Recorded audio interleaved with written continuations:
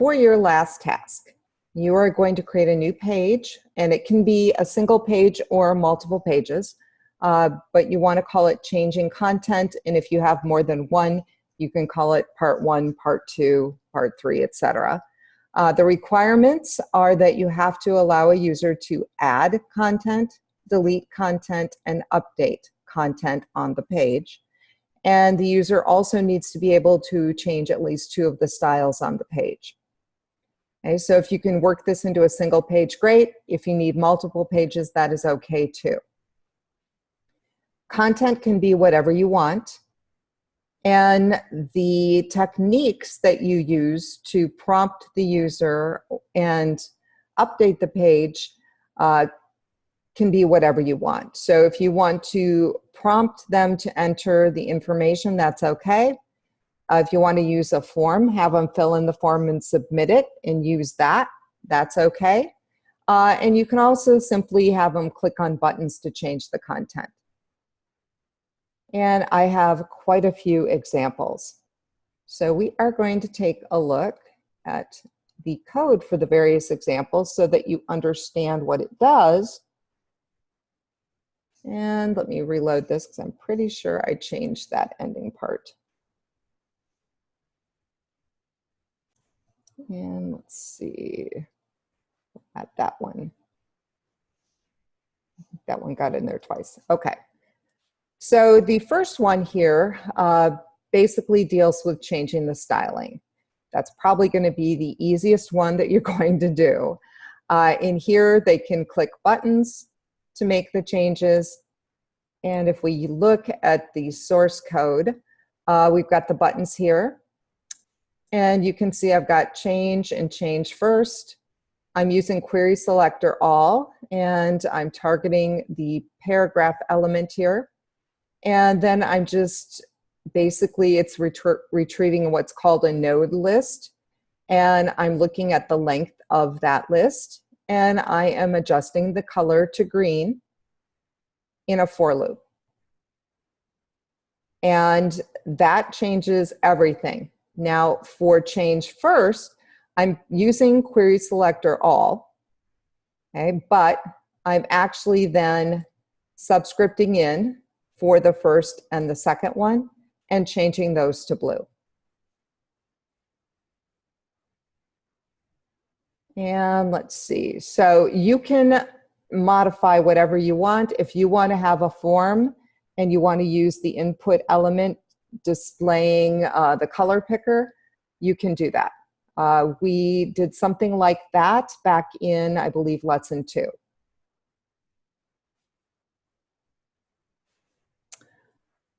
Let me reload this because this has got a prompt associated with it. So enter the text you want displayed. And I'm going to say, I love chocolate. And you can see where that ended up showing up. And we're going to take a look at this. And so you can see I've got the IDs for a couple paragraphs here, paragraph 1 and paragraph 2. And I've got my section labeled as section 1.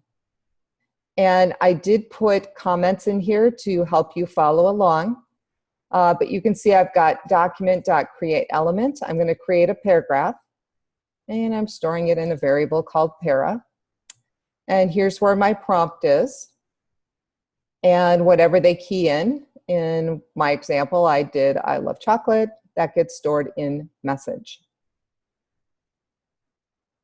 And we have to take this message then and kind of connect that to the document. And that is what we're doing with document.createText node. So this is the text that we are going to display in our new paragraph element. Okay, so new text added using nodes and the message, I love chocolate. Okay, so at this point, we've told it, hey, I'm creating a new paragraph. I got a new paragraph element, and the create text node says, here's the text that I want to display. And so what we need to do is kind of connect the two of them. And so the way we do that is we use the paragraph object, and we call append child, which is a method, and we pass it node, which is the content that we are connecting to our new paragraph element. Okay, so at this point, we have a new paragraph element with content, but we have not told the browser where to put it. Okay, it has no idea where to stick it on the page. So that is what this next little section is doing. So we've got document get element by ID, section 1, and we're storing that in a variable called parent. And then we are creating a child variable, and we're actually giving it P2, element by ID P2. So we're saying this is our child, and this is our parent. Okay, so we're just storing them in variables. And then we're using insert before, and we're using insert before to add our new paragraph. So we've identified basically the parent and the child. So this is the section, we're targeting this location, and parent.insert before. This is our new paragraph object that we're inserting, and this is the location that we are inserting at. Okay, so we are inserting above this line, and that is what we are telling it. So there's a whole lot going on here. So, you kind of have to break it down. So first, we tell it, hey, we're creating a new paragraph. And then we get the text that we want to display, and we create a little text node just with that text. Then we connect our new paragraph with the text it's going to display. Okay, then our next step is to tell the browser, okay, well, we got this new paragraph with this text, where are we going to put it? Okay, and so we identify the parent. We identify the child, which is basically the line where the new one is going to go above. Okay, and then we're using insert before. Okay, we're using the parent to call insert before. We're giving it our new paragraph, and we're basically giving it the location. Okay, so that is one way of adding text. And I'm going to reload this one. And I love dark chocolate. And we'll look at this technique for adding text. Okay, so this looks very similar to the last example. Okay, the difference is we are not using insert before. We are just using append child. So this may be a little simpler.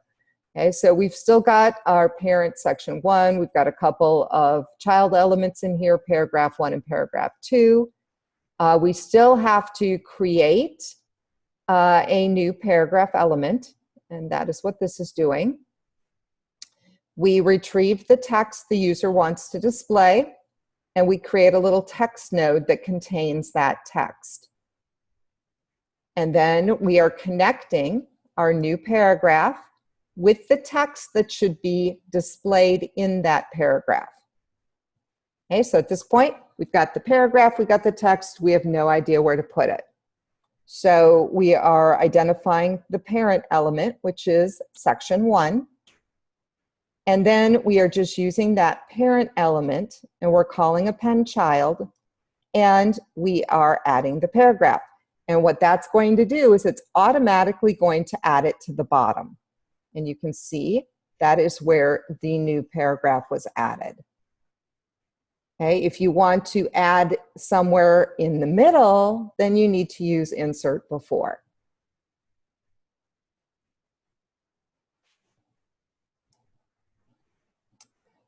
Okay, so in addition to adding content, you need to delete content. So this has some paragraphs formatted for the page, and we're just saying which paragraph do you want to delete. Let's delete number 2. And this does take a while to load. And you can see that I only have 2 paragraphs showing. And if I right click and I view my page source, you can see that I had 3. And you can see that number 2 is certainly missing. That was the one that I deleted. And the code that is actually removing the paragraph is down here. And so I prompt with this little message, which paragraph do you want to delete, 1, 2, or 3? You will notice that this is all inside parse int because whatever number they key is going to be text. It's not actually going to be a number. So I have to convert it into an integer. And then I do a little error handling here because I just want to make sure that whatever they have keyed in, 1, 2, or 3, is actually a number so they didn't just type in ONE for 1 or TWO for 2. They actually keyed in the number. And then I'm also verifying that it is a 1, 2, or a 3. And if they did anything wrong, I basically keep them in this mean little while loop until they key in something correct.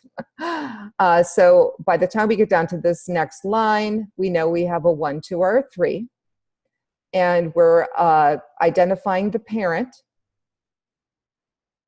which is section 1. And then basically the child element is going to be the, you'll notice on the IDs that I've got P, 1, 2, and 3. So it's going to be P concatenated with the 1, 2, or the 3 that they keyed in. So that is kind of how I'm targeting these paragraphs. Okay, and then I'm just using the parent element to call remove child, and I am removing whatever paragraph number they selected.